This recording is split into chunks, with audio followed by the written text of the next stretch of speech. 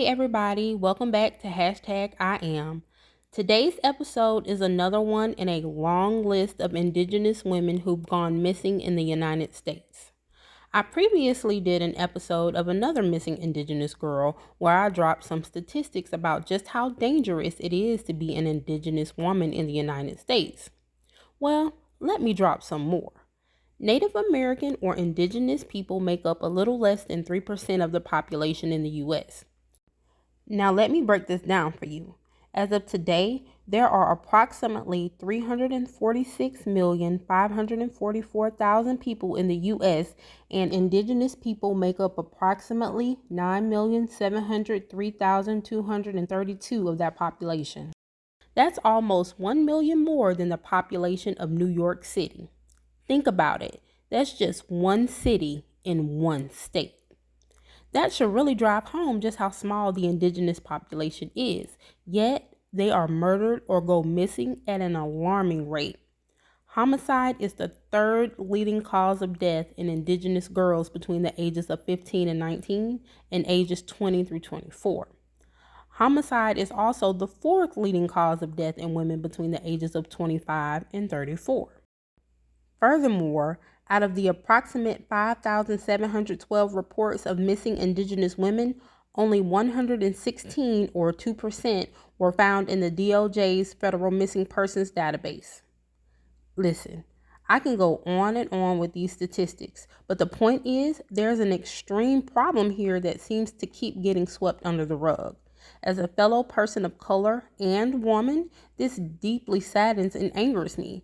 No one should have to live in a world where one of the leading causes of death in their community or culture is murder. This really is an epidemic, and hopefully, with spreading awareness, we can find the cure. This is the story of Khadijah Britton. Khadijah Britton, born March 22, 1994, to parents Jerry Britton Jr. and Connie Hostler, was quite literally the life of the party in her family. Being described as a loving, caring jokester with a little bit of a stubborn streak, her family can still remember her unique laugh that was easily identifiable across a room. Not only was she fun to be around, but she had the brain and athletics to go along with her outgoing personality. With a 3.17 GPA and being a star basketball player, everybody thought that Khadijah was well on her way to becoming that star collegiate athlete like she always dreamed she would be. But somewhere along the lines, things changed. While others in her graduating class left town and went on to college, she opted to stay behind. Now, whether it was for financial reasons or her inability to leave the comfort of her home and community, I don't know. But it didn't bode well for the spirited teenager. She ended up getting into drugs, which honestly wasn't very surprising. It sucks to say, but because of the circumstances, it was bound to happen. See, Khadijah and her family are proud members of the Wailaki tribe in Mendocino County in California. While the tribe itself isn't a problem, the state of the Round Valley Reservation is, and it's through no fault of their own. Okay, a little history lesson real quick. In 1863, 6 of the tribes in the area were forced into Round Valley by white settlers. As we all know, many were stripped of their language, culture, and whatever means they had to survive, and it comes as no surprise that they struggled. Throughout the years, things got somewhat better, but finding employment, especially employment that paid well, wasn't easy to come by. So many turned to alcohol to cope. In later years, that method of coping turned into methamphetamine use, which leads us to present day. Khadijah, unfortunately, was one of those who turned to drugs, and this is how she met Neji Fallis IV. Neji, born June 24, 1980, was nearly 14 years older than Khadijah, but that didn't stop him from pursuing her. Neji had what appeared to be a normal upbringing in the early years of his life, and even though his own mother was just 14 years old when she had him, she adored her son. Somewhere throughout the years, things changed. His father, Neji Fallis III, was in and out of jail for domestic violence with at least 5 cases against him. Whether young Neji was a witness to this violence is unclear, but by the time he was 20 years old, he had already had his own run-in with the law. In the year 2000, he was charged with a felony for manufacturing meth where he served 6 years in prison. In 2012, he was also charged and convicted of possession of drug paraphernalia, possession of a controlled substance, carrying a switchblade longer than 2 inches, and endangering the health of a child. I couldn't find any information about any arrests occurring between when he was released and 2012, but considering what he was convicted of, I can safely say that he more than likely had run-ins with the law in between that time as well. And let's speak on the child endangerment charge for a sec. What authorities found in Neji's apartment was absolutely disgusting. There were human feces smeared on the shower doors in the bathroom. Garbage and clothing, along with more human feces, were all over the balcony. There were no actual beds, just dirty mattresses on the floor without sheets. And if that wasn't bad enough, in the master bedroom, in a drawer with some of his daughter's clothing, was a glass meth pipe. Other pipes, knives, and marijuana was also scattered throughout the apartment. Obviously, Neji wasn't an upstanding guy, and it comes as no surprise that when he and Khadijah began a relationship, she was responsible for the care of his 4 children, as well as all the cooking, cleaning, and picking the children up from school. Considering the fact that his kids were taken from him by CPS prior to him starting a relationship with Khadijah, I really don't understand why they were returned to him. But either way, they were now her responsibility, and she took her role as their mother seriously. It was a part of her culture to be nurturing and helpful to those in her community, but it soon became apparent that the life she was living with Neji was sucking the life out of her. She often had talks with her mom about being disrespected by Neji, and one day her mom bluntly asked her if he had hit her. She denied it, saying it was nothing like that. But being the intuitive mom that she was, Connie didn't believe her. She urged her daughter to go to a shelter, and Khadijah's response was, "Why are you trying to get rid of me, Mommy?" Obviously, Connie wasn't trying to get rid of her daughter. She was only trying to keep her alive, but her pleas went unheard, and not long after, everyone would realize just how bad the relationship between Neji and Khadijah actually was. It was 1 in the morning on January 30th, 2018, when Jerry, Khadijah's dad, and his wife heard loud banging at the front door. It was Khadijah, and the sight of her made his stomach drop. She was bruised, bloody, and screaming hysterically that, "He's trying to kill me! He's trying to kill me! Get the babies on the floor! He's going to shoot up the house!" Wasting no time, Jerry and his wife called the police, where Khadijah told them that Neji beat her with a hammer.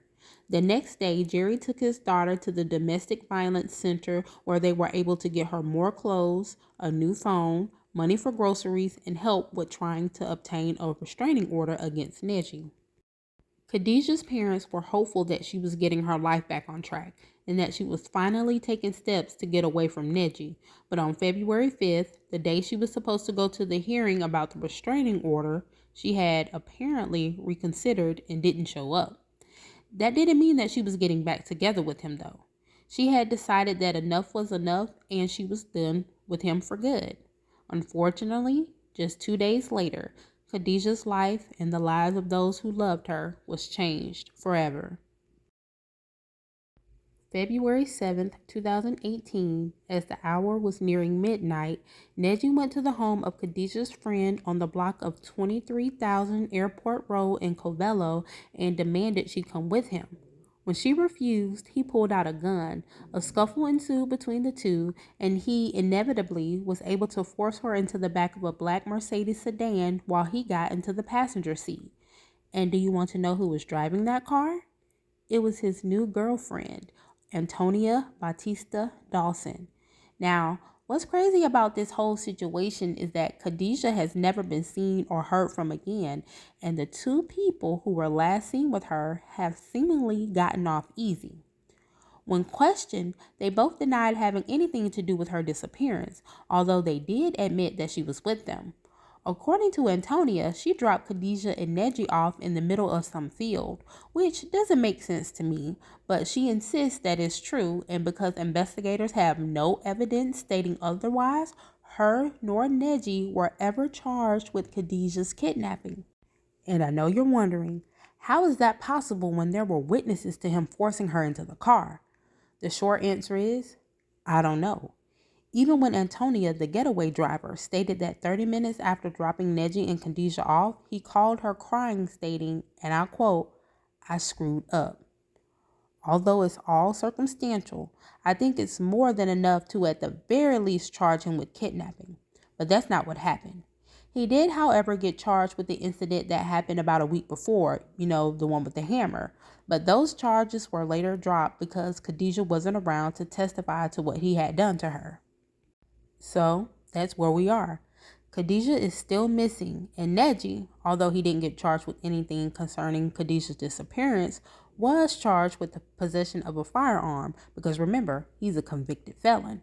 His girlfriend, Antonia, was also charged as an accomplice because she assisted in his possession of those firearms and because she was trying to hide those firearms from police once they came looking for them.